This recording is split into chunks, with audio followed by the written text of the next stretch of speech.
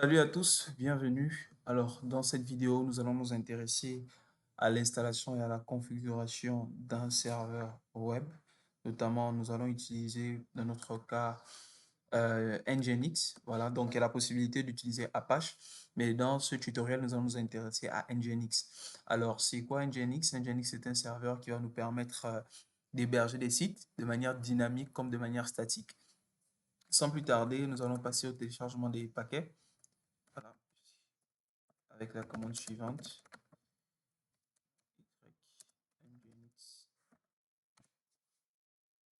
Voilà, donc ici, voilà, nous voyons le téléchargement des paquets. Alors, ce qu'il faut savoir, c'est que le service Nginx utilise le port 80 et le port 443 pour faire l'HTTP et l'HTTPS. Donc, par défaut, il ne peut pas tourner en même temps que le serveur Apache.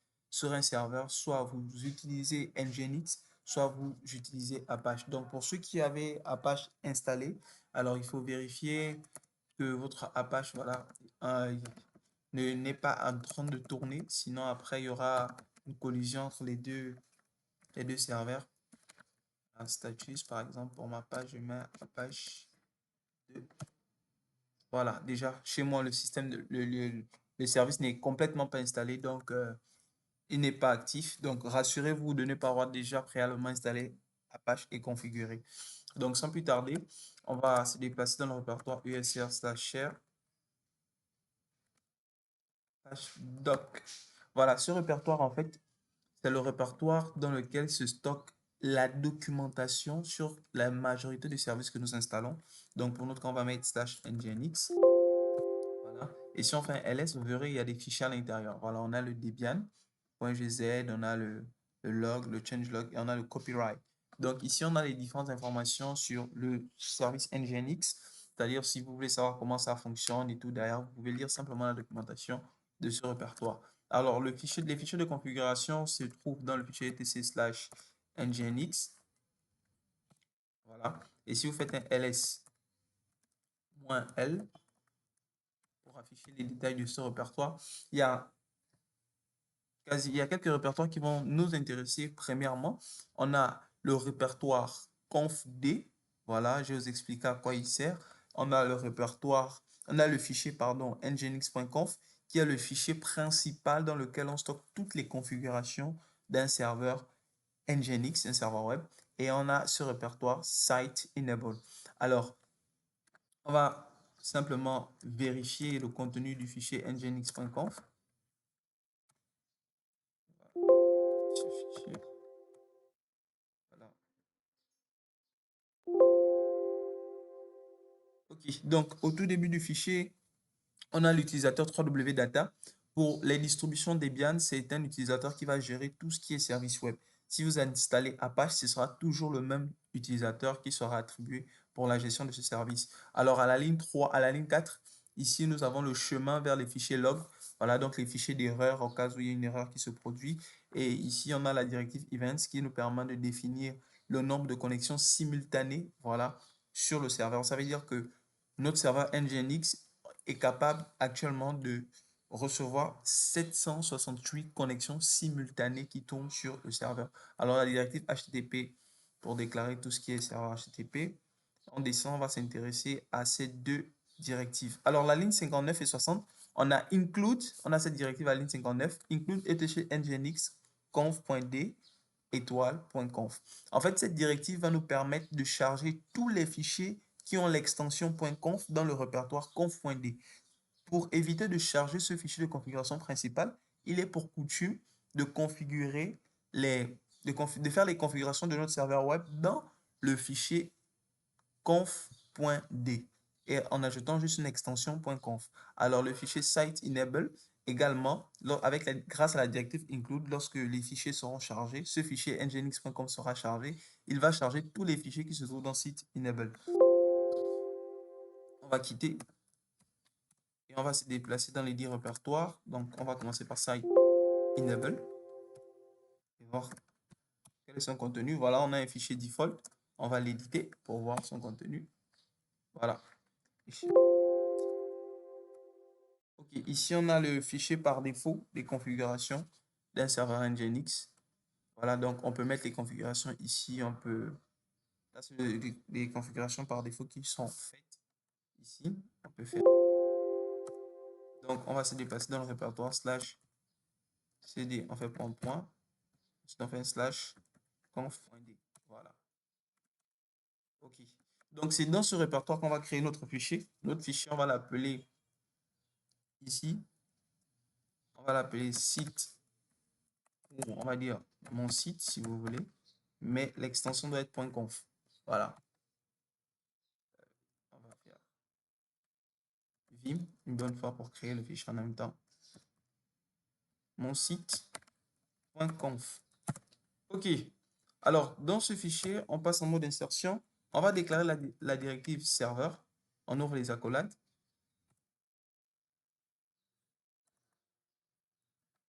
On referme. Premièrement, qu'est-ce qu'on fait? On déclare le port d'écoute avec la commande listen. La commande listen, on va mettre le port 80. Alors là, la directive listen permet de définir le port d'écoute de notre serveur. On va dire server name, server underscore name. Ici, on donne le nom de domaine de notre serveur. Voilà, pour notre cas, nous sommes sur lux admin point virgule. Alors, une autre directive qui est importante. Donc là, avec ces deux directives, la listen, server name, on a déjà les deux directives les plus importantes pour le serveur web. Alors, une autre directive, c'est de définir le répertoire par défaut, donc root, le répertoire dans lequel sera publié nos sites. On va mettre slash usr, vous pouvez mettre slash share, slash nginx, slash html. Alors, ce qu'il faut savoir, c'est que ce répertoire, c'est le répertoire par défaut d'Nginx. Alors, si on met cela comme étant le répertoire de publication de notre site, ça veut dire que premièrement, on va s'intéresser aux fichiers qui sont dans le répertoire Nginx. Ensuite, le fichier index, c'est pour préciser quel sera le fichier par défaut à prendre en charge. On va mettre index.html. Voilà. Donc, déjà, pour une configuration minimale, voici les configurations minimales de notre serveur. Alors, on va enregistrer les configurations, ouvrir le navigateur et essayer d'accéder à notre site web et voir ce que ça donne. Alors, échappe de .wq, enregistrer. On peut utiliser la commande conf nginx -t pour vérifier les configurations. Voilà. Logiquement, ici, on nous dit que la syntaxe est OK. Malheureusement, par défaut d'extension de taille. Voilà, on dit que la configuration, le fichier de configuration nginx.conf est OK. Voilà, le test a été réalisé avec succès. OK, ensuite on fait le systemctl start nginx. On peut faire un statut.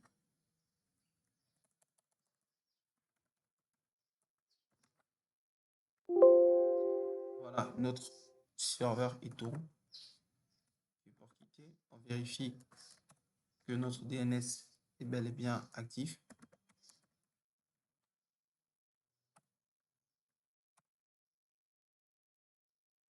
Voilà, donc on se rend compte qu'ici, par contre, le DNS il a sauté. Voilà, on a une erreur. Alors, on s'intéresse rapidement au fichier de configuration slash host. Les premiers. Voilà, luxadmin.sn. Oui, ok, ici ça. Ensuite, resolve.conf. Voilà, on passe en mode insertion.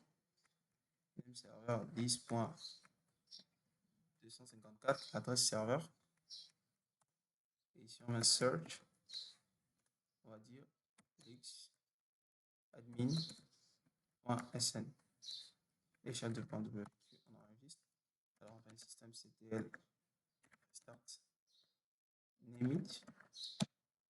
Voilà. Et pourquoi pas faire le enable, c'est jamais. Voilà, notre serveur est actif, il tourne. Logiquement, si on fait le ns lookup,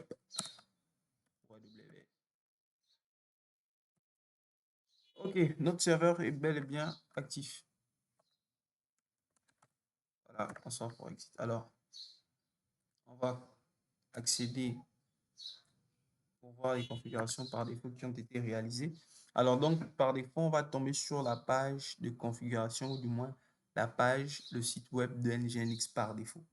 Ça, c'est vraiment par défaut. Pourquoi? Parce que lors de notre déclaration de répertoire, on a déclaré que on utilisait le répertoire par défaut. www.luxadmin.sn.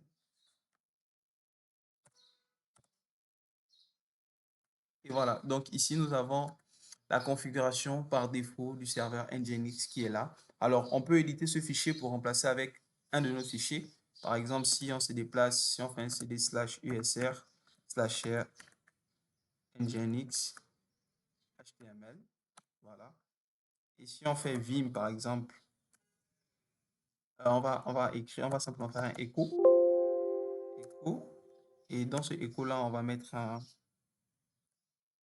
h1, et dans ce h1 on met hello,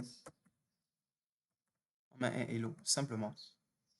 On referme le h1 comme ça, et on va écraser le fichier d'NGINX par défaut. Donc on va dire que toute cette sortie dans le main dans le index.html. Voilà. Et on redémarre le service. On fait le système ctl restart nginx. OK. Et ici, on vient sur notre navigateur ici, on réactualise la page. Et vous voyez qu'on a écrasé le contenu. Nous avons désormais notre site web qui s'affiche avec un hello. Alors, donc, c'est ce qu'il faut retenir pour les configurations du serveur NGINX. On a réalisé les configurations de répertoire /etc/nginx confd. Voilà. Et notre site s'appelle monsite.conf. Et quand on regarde les configurations de monsite.conf, voici les directives les plus importantes d'un serveur pour l'instant. On a la directive à la ligne 3, listen, qui nous permet de définir le port d'écoute. On a server name qui nous permet de définir le nom du serveur ou du moins le nom de domaine. On a route qui nous permet de définir le répertoire par défaut dans lequel on va publier nos sites web, et index qui est la page qui sera chargée par défaut premièrement. Et je vous remercie pour votre attention et on se dit à très bientôt pour la configuration du protocole HTTPS sur Linux.